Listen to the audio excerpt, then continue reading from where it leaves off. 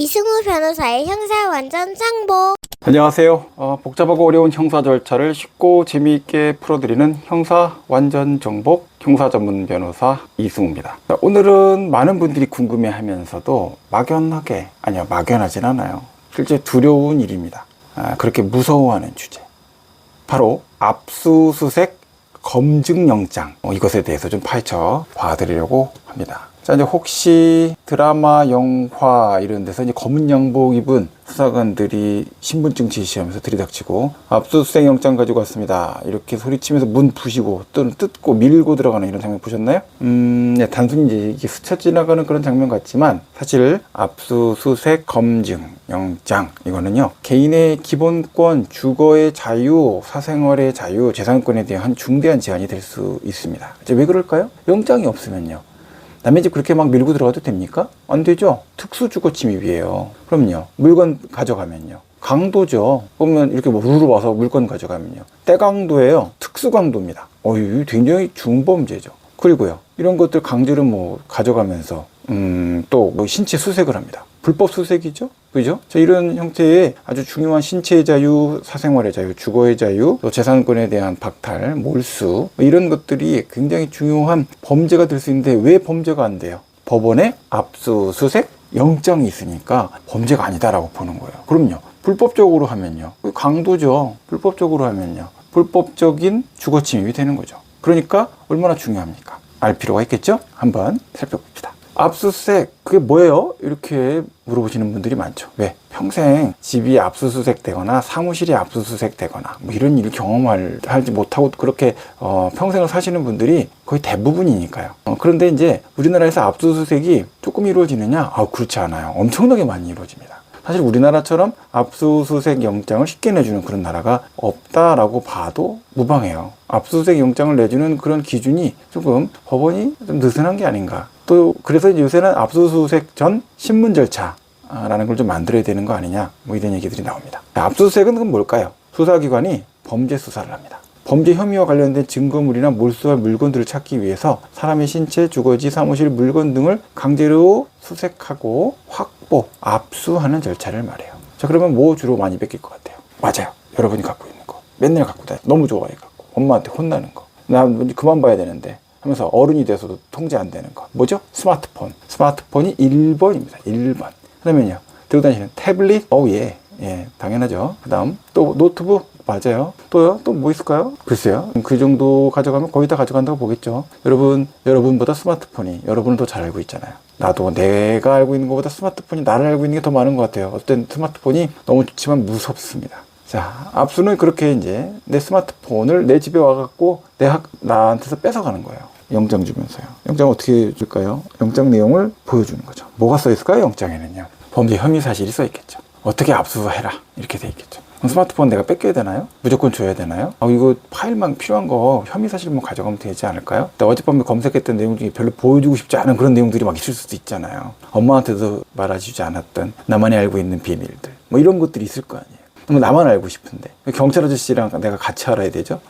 싫잖아요. 그런 문제들이 있어요. 그래서 이거를 원물이라고 해요. 스마트폰을 그냥 통째로 줘야 되나? 그런 사건이 있고, 몰수될 때는요, 아닌 사건도 있어요. 자, 압수랑 수색은 서로 사실은 다른 거예요. 그래서 압수영장 따로, 수색영장 따로, 검증영장 따로 이렇게 발부해야 되는데, 통상 압수수색영장 이렇게 보내고 압수수색 검증영장 이렇게 같이 줍니다. 검증은 조금 다른 절차긴 한데 오늘은 조금 뺄게요. 이 모든 거는 누가 통제하냐? 법원이 통제합니다. 법원은 굉장히 중요한 기관이에요. 수사기관은 혐의를 추구하기 위해서 효율적으로 움직여야 되죠. 법원은요, 그 효율성만 따지지 않고 적법성을 통제하는 기관입니다. 압수수색은 왜 당하게 됩니까? 압수수색 아무한테나 할 수 있으면요, 국가는 깡패죠. 강도. 수사기관이 깡패겠죠. 그런 국가들도 있는데, 민주주의 국가 같은, 우리나라 같은 민주주의를 지향하고 있는 국가는 그렇게 하면 안 돼요. 그럼 위헌이죠. 특정인 범죄를 저질렀다고 의심할 만한 충분한 객관성이 좀 소명이 돼야 돼요.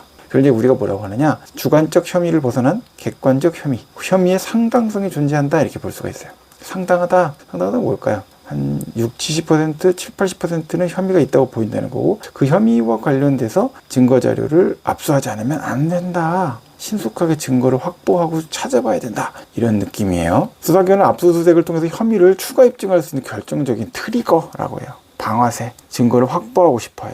자, 가령 여러분이 뇌물을 받은 공무원이라고 해봐요. 돈을 받았어. 100만 달러를. 자택이나 사무실에서 현금 다발 또는 뭐 비트코인을 받았어요. 장부를 찾기 위해서 압수수색이 이루어질 수 있는데 보통은 먼저 안 뒤져요.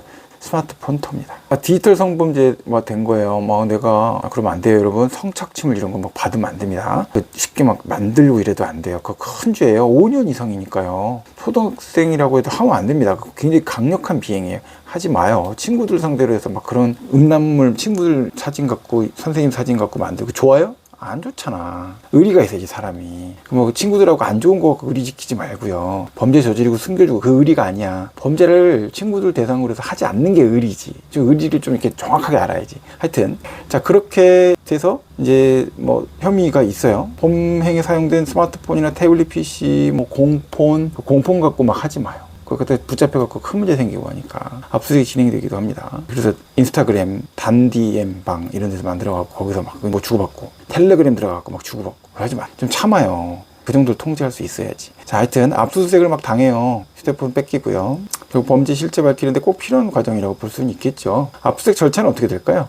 굉장히 중요한 부분이니까 잘 들어보세요. 나나 내 주변에 압수수색이 닥쳤을 때 어떻게 절차가 진행되고 대응해야 될지 이거예요. 한번 제대로 알아봐야 되겠죠. 일단 경찰은 오면 깡패가 아닙니다. 그러니까 신분증 제시하고 영장 제시해야 됩니다. 나 누구예요? 어디 경찰서 누굽니다. 이렇게 제 신분증 제시해야죠. 그죠? 신분증도 제시 안 하고 막 밀고 들어와. 뭐야 이게? 내가 형사인지 뭔지 어떻게 알아요? 영장 제시해야 돼요. 교부해야 됩니다. 교부가 뭐예요? 복사본을 주라는 거예요. 읽어봐야겠죠. 그래서 압수수색하기 전에 압수영장을 보여줘야 되고 교부해줘야 됩니다. 옛날에는 보여주기만 하면 됐어요. 봐요. 이러고 잠깐 보여주고 뺏어가고. 그럼 안 되죠. 교부, 사본 교부합니다. 의무예요. 이제 영장에는 압수수색의 대상, 범위, 유효기간, 혐의 사실. 그러니까 대상, 어떤 걸 압수하세요? 혐의 사실은 뭡니다. 어디까지 수색하세요? 범위, 며칠까지 집행할 수 있는 영장입니다. 날짜도 봐야 됩니다. 등이 명확하게 기재되어 있어야 됩니다. 명확하게 기재 안 돼 있으면요, 무효예요, 무효. 그러니까 영장을 받으면 사본을 꼼꼼히 확인하세요. 꼼꼼히 확인하고 영장 집행을 허용할 것인지 여부도 결정합니다. 자, 혹시 영장 기재된 장소나 물건이 아닌 곳을 뒤지려고 해요.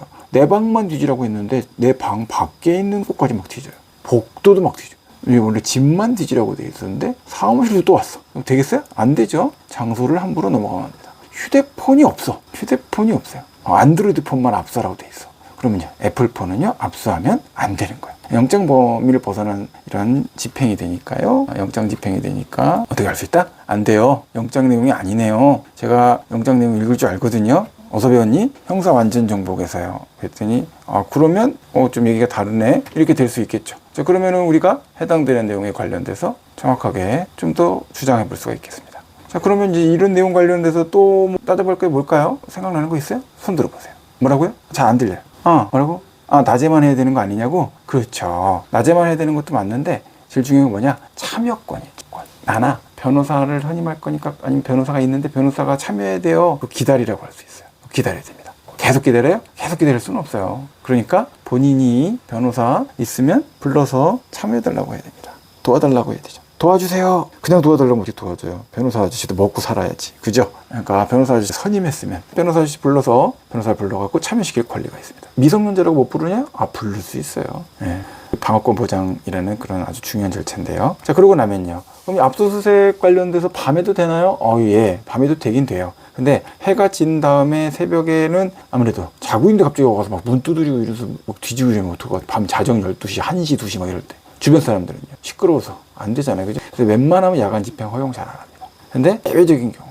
밤밖에 안 돼, 이건. 도저히 밤에만 열어. 어떡해. 밤에 가야지. 그러니까 그런 때는 야간 압수수색도 법원 판사가 허용을 한다라는 기재를 특별하게 넣어요. 어디다 넣느냐? 별지. 하늘에 떠 있는 그런 별 아니에요. 별지, 별도의 종이에다가 서식을 벗어난 별도의 종이에다 써서 붙여줘요. 자, 그러면 압수됐어요. 내가 뭐 뺏겼는지 기억 다 해요? 몇 개 안 되면 기억할 수도 있죠. 근데 시간 지났는데 내가 다 써야 되잖아. 그렇게 하지 말라는 거예요. 압수 목록을 교부해줘라. 그래서 압수수색 끝나면 압수한 물건의 목록을 자세하게 써서 압수 목록 작성해서 줘야 돼요.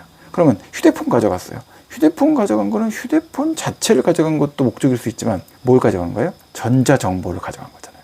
그 중에서 전자정보를 선별하는 과정이 있어요. 전자정보를 선별하는 과정에 참여할 수가 있습니다. 필요 없는 것도 선별을 안 하고 가져갈 수 있잖아요. 그러면 나는 난 성범죄자도 아닌데 내가 어제 저녁에 좀 이렇게 저렇게 찾아본 검색 내역이랑 봤던 내역이랑 다운받았던 것들, 사기 문제될 것도 없는 것들까지도 이거 왜 봤어? 이런 거 따져지는 것 같잖아요. 그러니까 선별해서 선별되지 않은 것은 어떻게 한다? 증거가 아니에요. 이거 보면 안 돼요. 선별된 건요, 압수되는 거죠. 그렇게 되면은 원래 디지털 증거라 그래요. 그럼 뭐라 하냐? 전자정보가 디지털 증거로 되는 거예요. 압수가 되면요. 그래서 이거 굉장히 중요한 겁니다. 근데 오늘은 여기까지는 너무 자세하게 안 갈게요. 자, 이렇게 돼서 압수돼서 목록을 잘 받으면요, 보관해 줘야 되는데 보통은 이제 메일로 줘요. 이메일로. 일 있죠? 종이로 뽑아주기도 합니다. 적을 경우. 숫자의 목록이면 이걸 이제 출력해서 주겠어요. 또 해요. 자, 이제 압수물로 가져가면 끝인가요? 이렇게 물어봐요. 영원히 못 돌려받는 건가요? 영원히 몰수돼야 될 것은 영원히 못 받게 될 수도 있어요. 폐기돼야 될 것. 몰수 폐기될 것들이 있죠. 세상에 있으면 안 되는 그런 범죄 도구들, 세상에 있으면 안 되는 약물 같은 거, 세상에 있으면 안 돼서 국가가 금지하는 물, 금지물이라고 하는데 이런 것들은 못 받아요. 근데 그게 아니면요, 해당 물건 관련해서 증거로서 더 이상 보유할 필요가 없다, 사건과 관계없는 것으로 판결되면요, 디지털 정보는, 전자정보는 폐기하고요, 나머지 휴대폰 뭐 이렇게 가져갔던 것들은 돌려주게끔 됩니다. 그래서 검사한테, 경찰한테 뭐라고 해요? 환부해달라고 그래요. 그거를 수사 끝나기 전에 돌려달라고 그러면 가환부라고 하고요.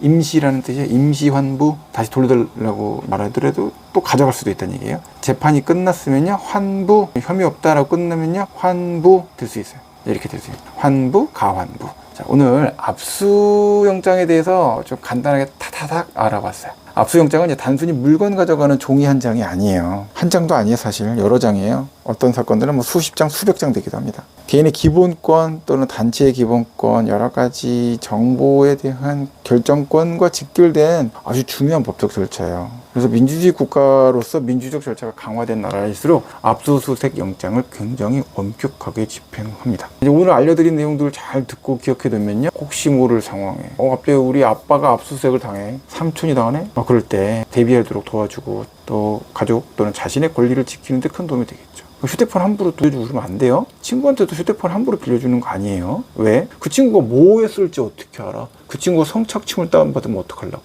그거 갖고서는 범죄 행위하면은 본인이 했는지 그 친구가 했는지 어떻게 알아요? 그죠? 하여간 오늘 형사 완전 정복은 어디까지? 여기까지다. 다음 시간에도 여러분의 궁금증 시원하게 해결해 드릴 수 있는 유익한 주제로 찾아오도록 할게요. 고맙습니다. 이승우 변호사의 형사 완전 정복.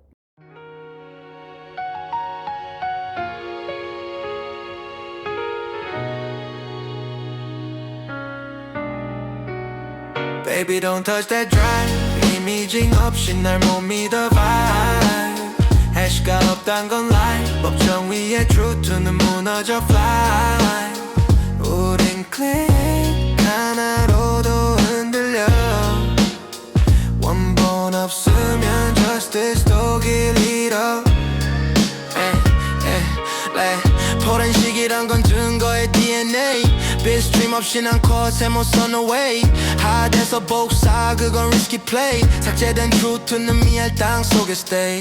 metadata는 종이 변해. 누가 봐도 tamperin은 심하게 돼. chain of custody 그건 holy line. 처음 실수면 그 뒤는 domino sign. 검찰의 증거 확인 먼저 해. 해샷 맞으면 이건 가짜 say. 원본 그대로란 말엔 증거가 필요해. 샤의 띠용가는 그냥 fade away. 분석도 기록 남겼나.